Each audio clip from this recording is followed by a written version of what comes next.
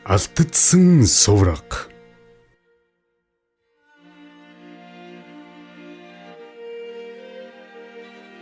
Энэхүү алдагдсан сувраг доторх шилэн хоргон дотор Дулдуйтын Данзан Равжаагийн чандар одоо хүртэл говийн ноён хутагтын музейд хадгалаастай байдаг. Дулдуйтын Данзан Равжаа нь 1803 онд төрж зохиол бүтээлээ төрвөн сүм хийдийг цогцлоож нууцын тарны ёсыг халах Монголд дэлгэрүүлж 1856 онд жанж халжээ. Ноён хутагтыг жанж халснаас хойш дэрэгдийн шав анхдугаар тахилж балчин чойжоо хутагтын эдүлгийн зүйлсийг хамгаалахаар тангараг өргөсөн байна.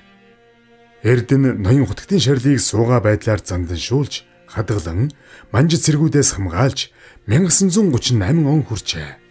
1938 оны их хэлмэгдүүлэлтийн үеэр хамрын хийд устгагдахад 6 дугаар үеийн тахилч төдөв хутагтын өвийн зүйлийг өөрийн амь насыг дэнслэн авч газарт хадгалж нууж үлдсэн билээ. Хожим нь 7 дугаар үеийн тахилч Зундуйн алтан гэрэлд өвийн эд зүйлээ өвлүүлэн үлдээжээ. 5 дугаар дүрийн ноён хутагт Данзан лувсан төдвийн энэ их өв соёл нь Монгол улсын соёлыг түгээх дархлаа болон өвлөгдөх учиртай.